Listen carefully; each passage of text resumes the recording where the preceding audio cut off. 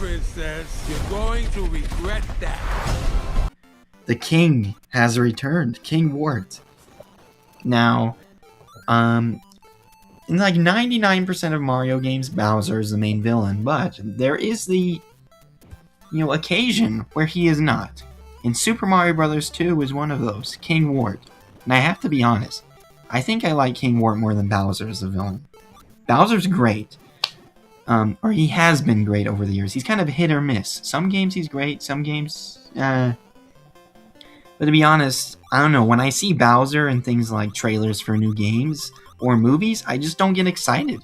Because it's just, I know the same thing's going to happen again. Bowser's going to cause trouble. We're going to stop him in the same way we always have. And I do have to say, this does include Super Mario Bros. Wonder. While there was a lot of good with this game, I'll have to say Bowser was definitely not a highlight of this game. It wasn't a very impactful final boss. I don't know, it felt like we're going through the motions here. It wasn't that, it didn't feel like the finale this game needed or deserved. In the classic games, his appearances were very meaningful. We always learned something new about his character. Like in Super Mario Bros. 3, we learned that, that his character is fairly intelligent. He's able to trick Mario into leaving the Mushroom Kingdom so that he can kidnap the princess. In Super Mario 64, we learn that Bowser is kind of a bully. We really get to see a side of his personality we never saw before. And then in Super Mario Sunshine, we actually see a softer, kinder side of Bowser, because Bowser Jr. is his son. We get to see the side of Bowser we've never seen before. But in Super Mario Bros. Wonder, we didn't really learn anything interesting or new about Bowser, aside from the fact that he likes music, I guess, which I don't really think that's meaningful. So, Bowser has become more of a static character over the years, and that's alright. There's nothing necessarily wrong with that.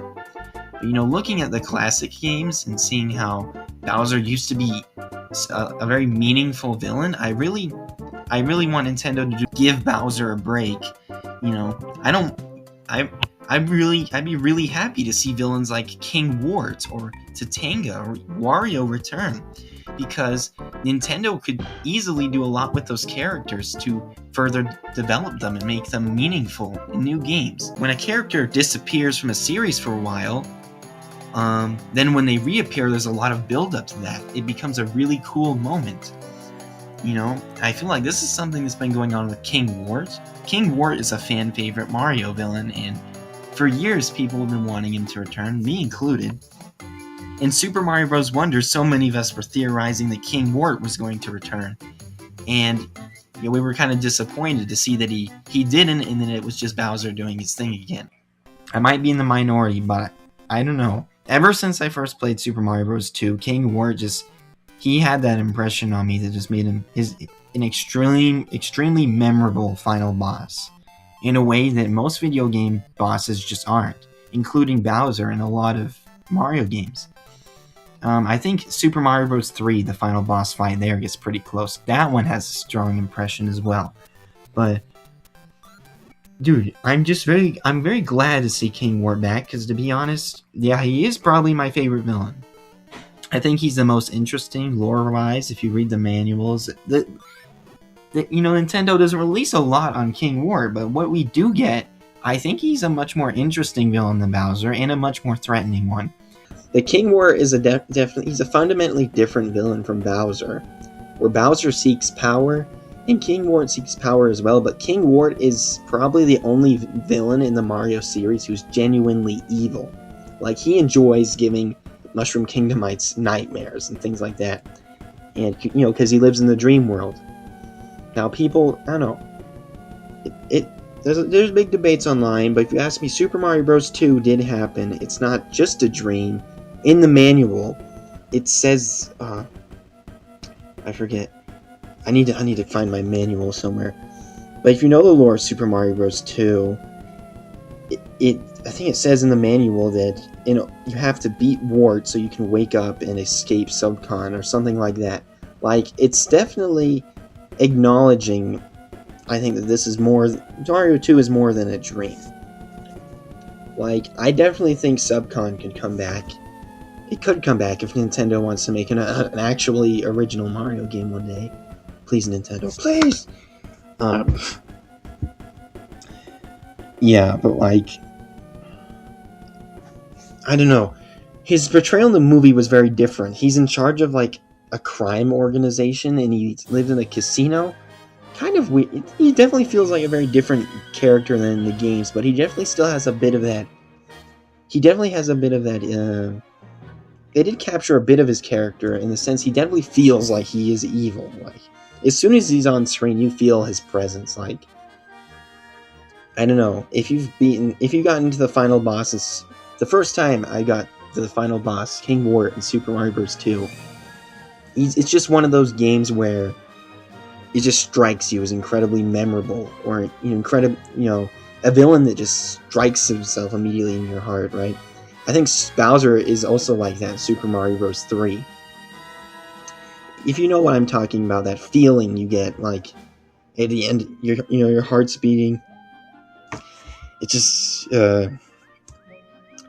there's very few final bosses that actually end up feeling incredibly memorable, or like villains that actually end up striking fear into your heart as a player. And King Wart was one of those when I fought him for the first time.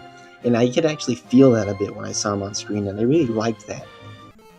But yeah, I understand if a lot of you disagree. Bowser is the most well-known villain, and therefore he is more likely to be people's favorite villain in the series. And, I don't think Bowser is a bad villain. There's plenty of games where he's fantastic. I think they're Super Mario Bros. 1 and 3, Super Mario 64, Sunshine. Bowser was really quite an interesting villain.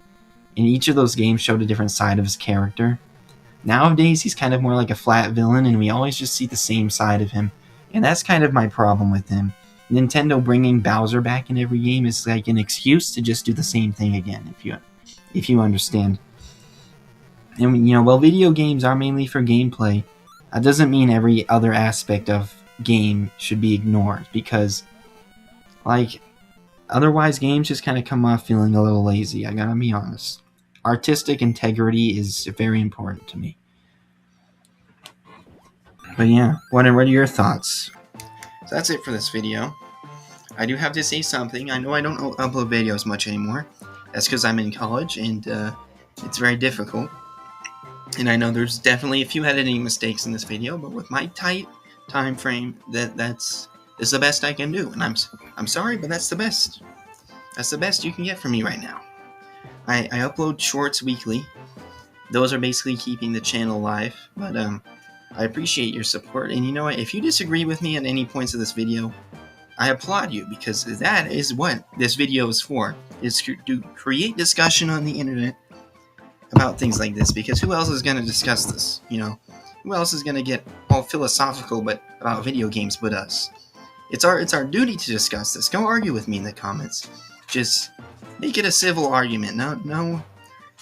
I've had a lot of there's been a lot of people who've done nasty things on the internet. That's not what this place is gonna. This is a safe space where we can share opinions about games. And you know what? Maybe you can change my mind. Try to change my mind. I encourage you. Yeah, that's it for this video. DMG out. Goodbye.